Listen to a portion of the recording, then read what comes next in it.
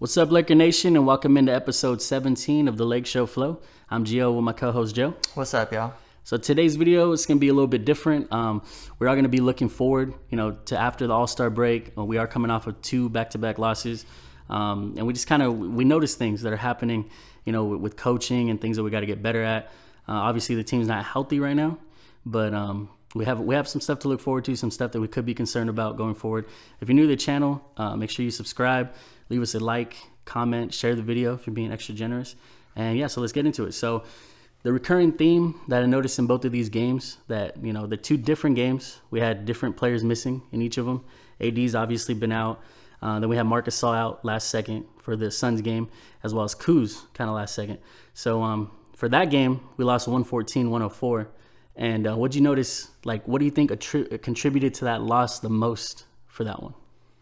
Well, I think for these last 2 games and just the season overall, I think one of the major issues we're having right now is coaching. I feel like when it comes to Vogel, sometimes he puts these lineups together. We've talked about it in many videos. If you've been here with the channel, we've talked about this, but there's just lineups that he puts together and it makes no sense. And these last 2 games, really highlighted it. You don't need to be a genius at basketball to know that Dudley should not be playing valuable minutes. I like Dudley. I love Dudley. I love when Dudley plays. I want to see him score. Yeah, but Yeah, with Dudley, he hasn't played meaningful minutes all season. And then all of a sudden, it was fun at first. That Suns game, it was kind of fun. He poked some balls out. Basketballs, and he was doing his thing, he was being a little chippy down low, and it was fun, but he's not conditioned to be relied on all of a sudden. We have this kid Damian Jones, 10-day contract. Maximize it, even if you don't want to keep him, even if Vogel's totally against him for some reason, just throw him in there. We don't have our main center, we don't have AD, and when he's in there, he plays really good. Yeah, because tonight's game especially, it looked like they were trying to run Dudley at a small center. And it's just it makes no sense. Like I said, it makes no sense to have Dudley in there in valuable minutes if it's the end of a game and we're blowing people out. Or even right now we're shorthanded, throw him in there for a minute or 2. Yeah. But with the Suns game, Sarge destroyed him pretty much. But it's what do you expect? Dudley's a reserve for a reason. He's not in the normal rotation for a reason, So like you said, when you have a guy like Damian Jones that's there for 10 days, he's going to play hard. Yeah. He's there for 10 days. He wants to make an impact. He wants to make a good impression. So why not use him? Mm-hmm. Especially on, these last 2 days, we basically have missed Marc Gasol. We don't have our center, so it's you're down a center. And then you just sign a center to a 10-day contract that you don't use. It don't make no sense. And then the thing with Dudley too is he's barely a small forward. I think he's 6'6", 6'7". He's one of those guys, all small forwards, that when they get old, they just naturally turn into power forwards because they get slow. But at this point in his career, he's gonna get cooked by. Obviously you saw it. Dario Saric in that game. If you guys didn't watch the game, he was looking like a prime Dirk Nowitzki almost, in the paint. He was just doing some turnaround hooks. Yeah. I think he even had a fader in there. It was unnecessary because we lost the game by 10, and they didn't have Devin Booker. He gets ejected in the third quarter. So Vogel almost gives them the game. They didn't even have to play Ayton because Saric was so hot scoring on Dudley. Down the stretch, Ayton only had 19 that game. I think Saric ended up with 20 plus. Yeah, and it's and the announcers talked about it in that Suns game. Like you said, they didn't play 8 in the whole fourth quarter, right? So you had Dudley. Dudley had 3 fouls in a row, right? Which are valuable because that puts us closer to the bonus. And it kills momentum for us, So it's in a game like that, when you have Sarge, who's a undersized center, we have a guy that's an undersized center.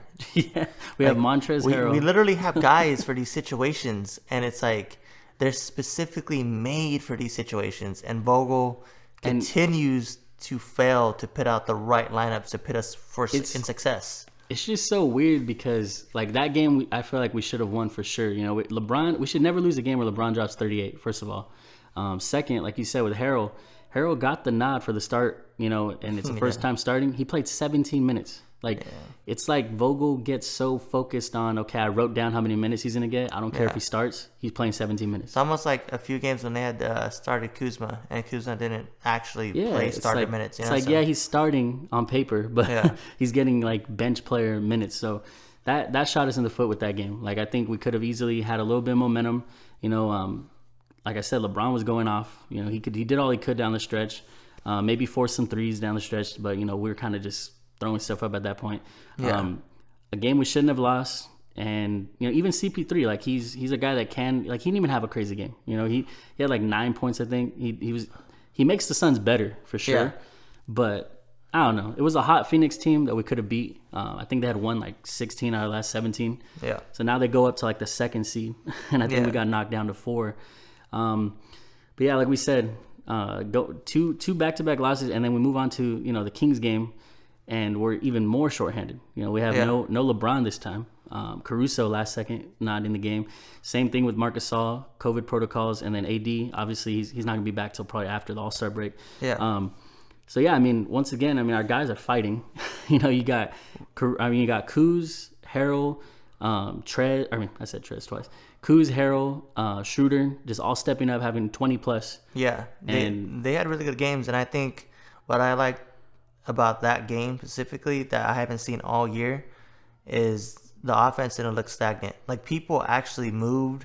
Yeah. There was back screens set everywhere. People were moving around, trying to get open for threes. Everyone chipped in. It looked like everyone tried to do something today, So besides Wesley Matthews, but Wesley Matthews hit a 3. He finally scored after being scoreless for 3 games in a row, which I don't even know why Wesley, it goes back to, like we said, Vogel doesn't know how to put lineups together and knows who to play. So in this game, he needs to, he's going to have to play. You know what I mean? But in the games where our whole team's healthy and we have Caruso, we have LeBron, we have Gasol, we have AD, Wes has been getting, there was a little stretch where him and Keith weren't playing. And we'll talk about Keith because he's been actually getting back to being Chief Keith. Chief Keith. But with Wesley, it's he gets so many minutes compared to THT, Caruso sometimes.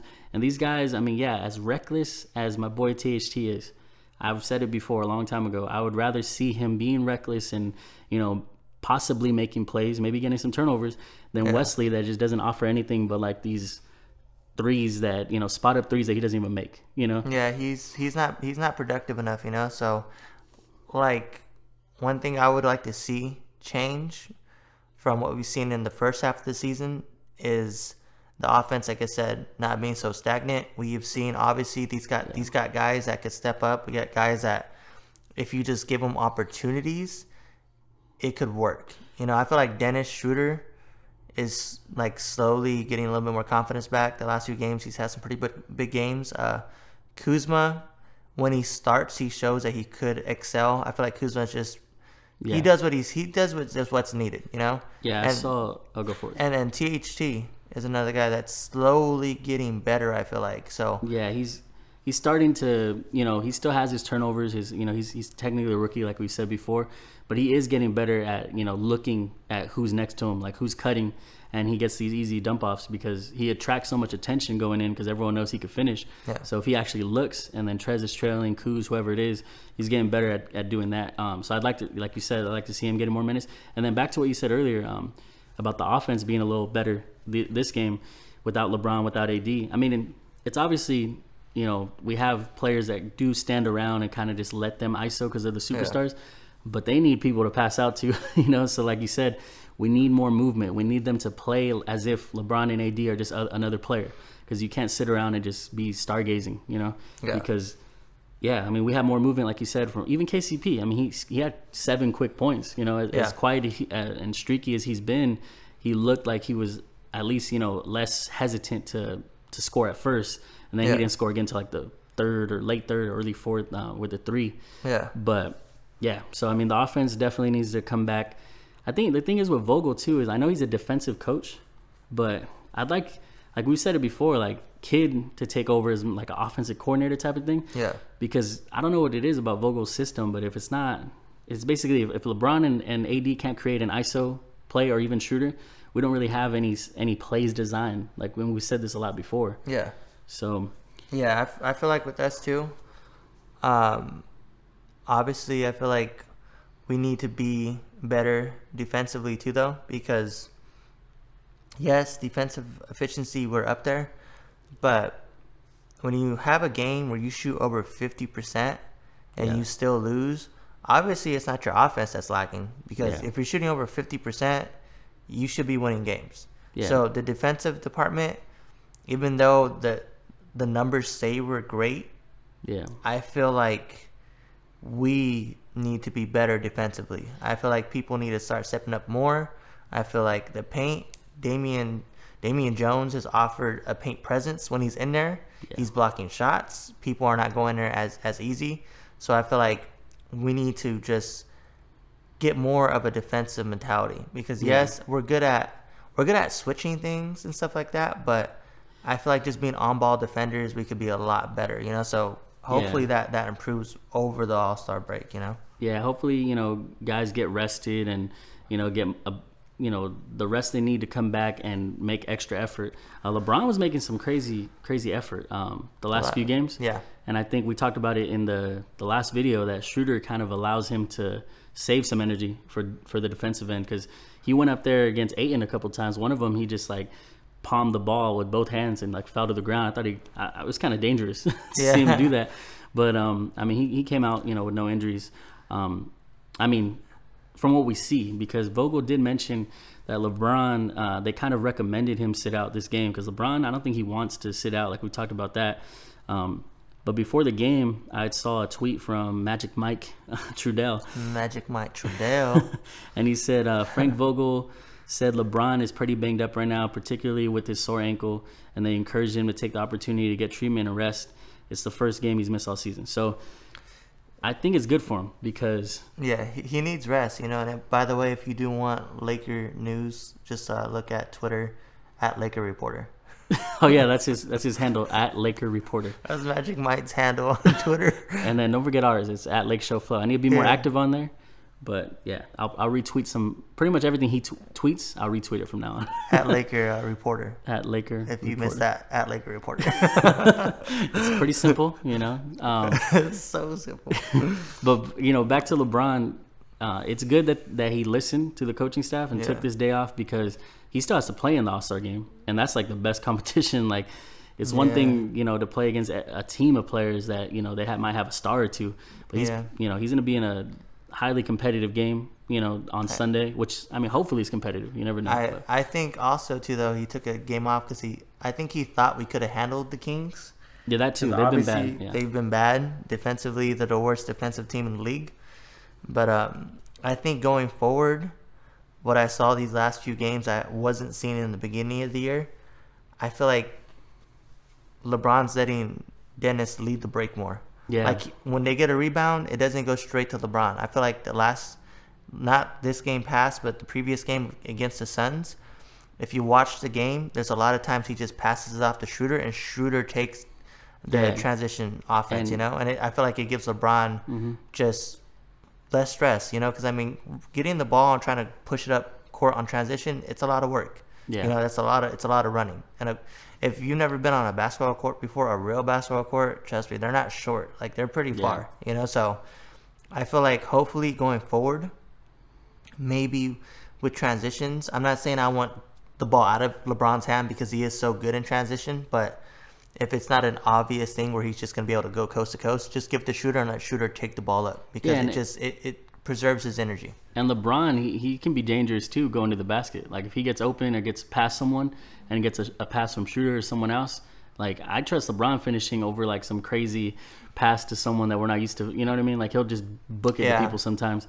So I mean, if he gets open down low, that's still not a bad play either. Yeah, if LeBron could be the trailer in these situations and not maybe the facilitator. Yeah. Like you said, I trust LeBron being able to get the pass from Shooter or KCP and finishing the layup. Yeah, over like giving it to KCP out of nowhere. Yeah, compared to LeBron going in and having to pass it out to someone else and having them finish. So hopefully that changes. Transition offense becomes better.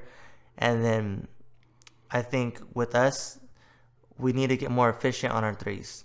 Like, I feel like every game this season, we basically get outshot with threes, you know. So it's just like and teams make a crazy clip of threes against us. It's like it's wild. Yeah, like teams have been like showing up when it comes to three for us. So I mean, I feel like a lot of these games we lose because we don't make threes. You know, like that Kings game at one point they had made like 5 out of 6 and we were 1 out of 5.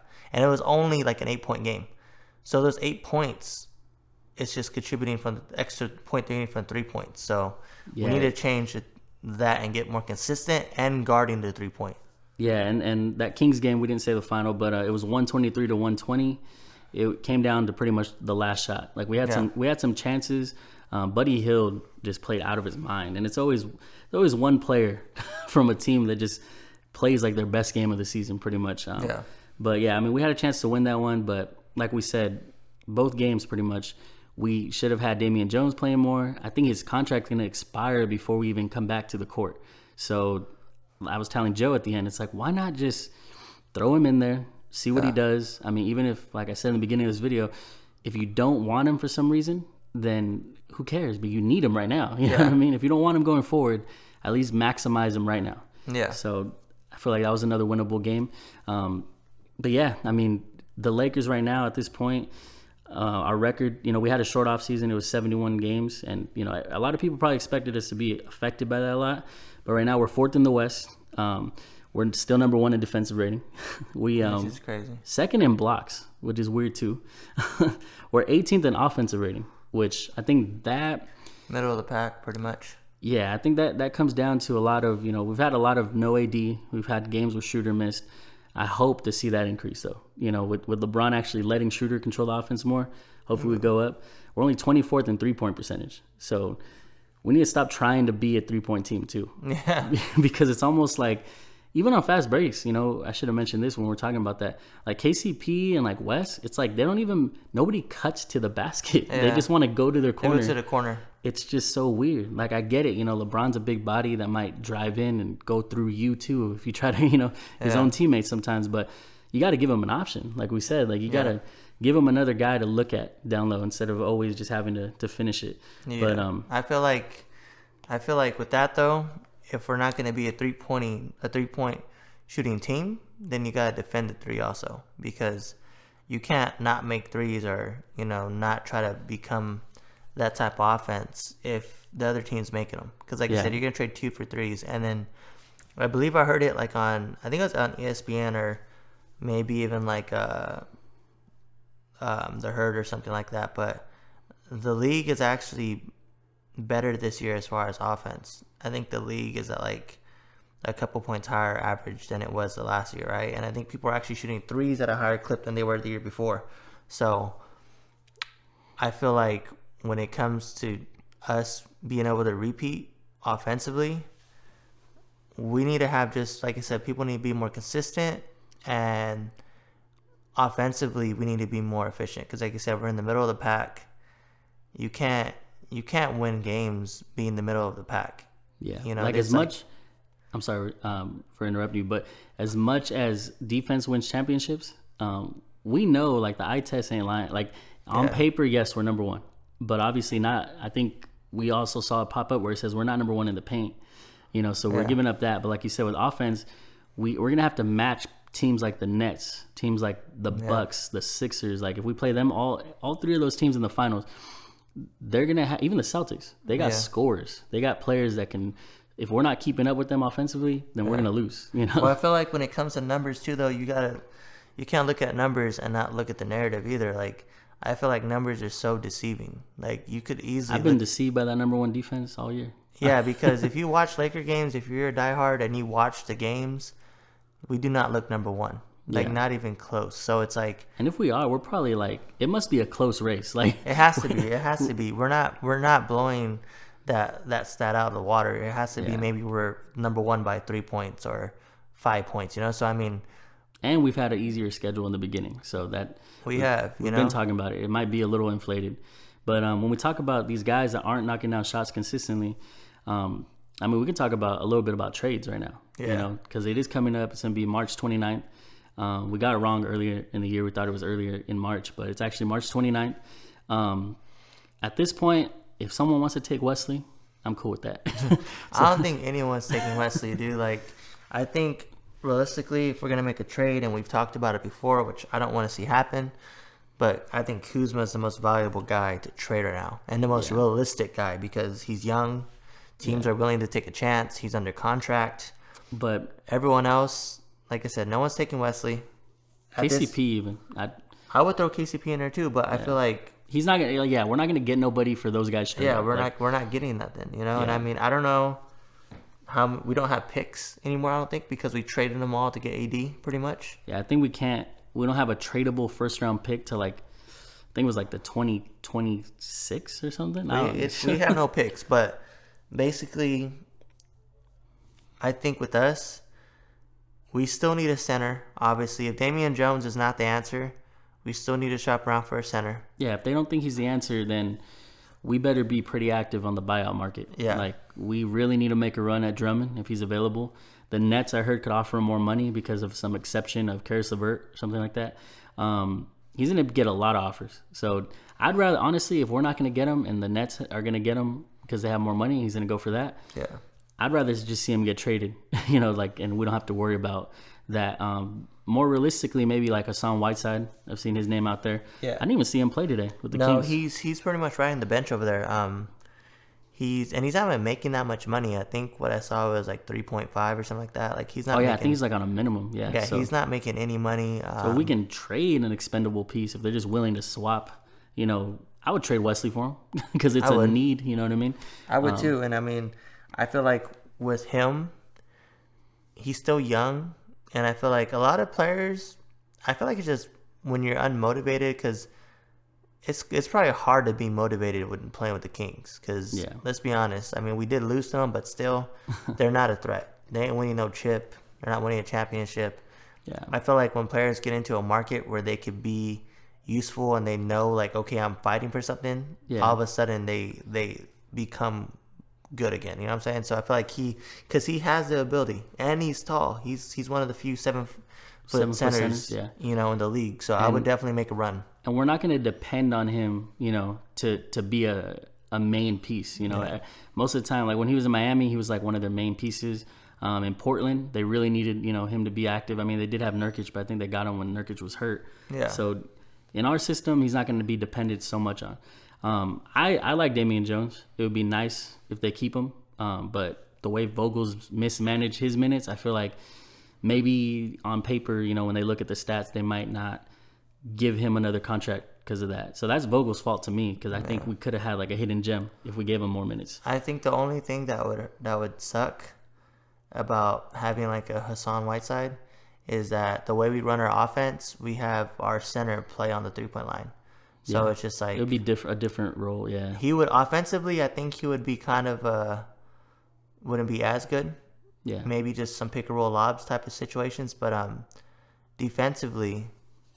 I wonder if the teams that we do play that do stretch the floor, can he move his feet fast enough to keep up, you know? Because, I mean, he is tall. I mean, I think he would be good. But, honestly, I haven't seen him play in a long time. I don't even know. We don't know what he has left. I don't know what he has left, you know? So I'm saying, like, it would be good to trade for him. He's or even if they buy him out or release him. Yeah, he doesn't have a huge contract.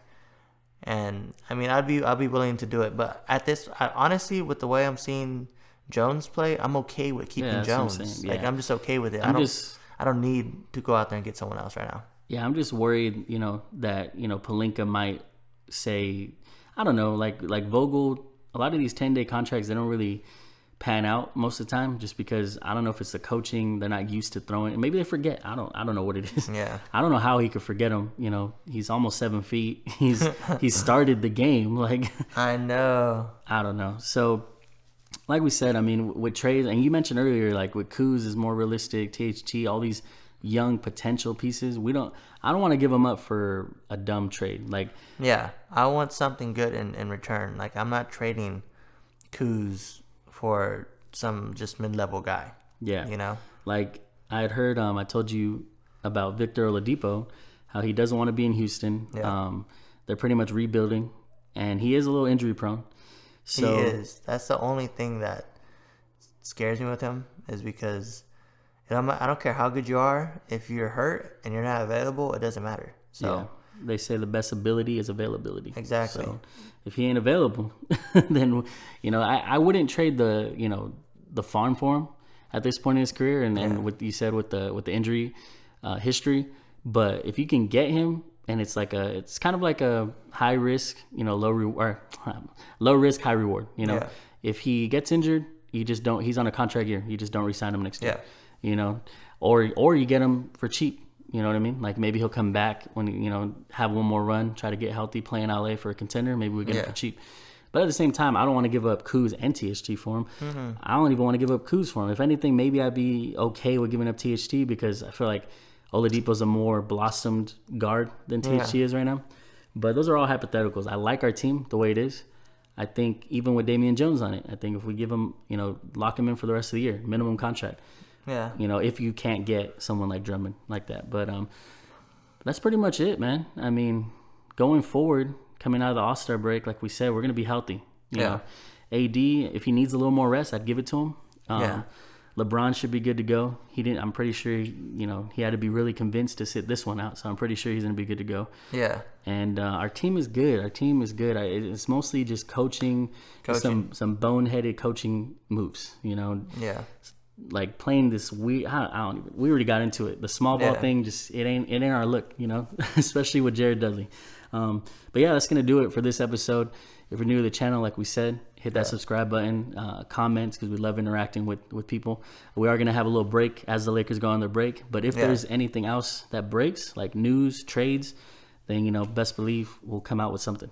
Yeah, it has to be a major thing though. Yeah, like if we extend Damian Jones, we're not gonna get a whole video for Damian Jones. I mean, as much as that, or maybe we will. Laker Nation puts out like those 5-minute videos all the time. Yeah. Well, we extended Damian Jones. Be safe, Laker Nation.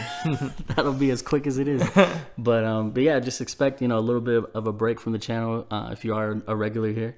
But yeah, shout out to the people that rocked with us for this first half of the season. We got Ernie in there, Fran's brother. We got Hamito. I don't know if you want to be called James now because I see your name's James. So out of respect for you, Hamito, I will call you James. Shout out to Fran, who's always in there. Yeah. Diego, we need you back. I'm going to make you watch this video just to hear your name. And also Roderick. Roderick, if you're the randoms that we've had along the way, it was cool. We'd like to hear back from you, Roderick. If you're listening, Roderick, I want another paragraph. I want to read another essay because you have knowledge, man. Like you've been watching this team longer than I've been alive. So I mean, it'll be nice to interact with you guys. But yeah, we'll see you guys in the next one. Remember to follow us on Twitter at LakeShow Flow. And as we said, if you're new, hit that subscribe button. Yeah, be safe, Laker Nation.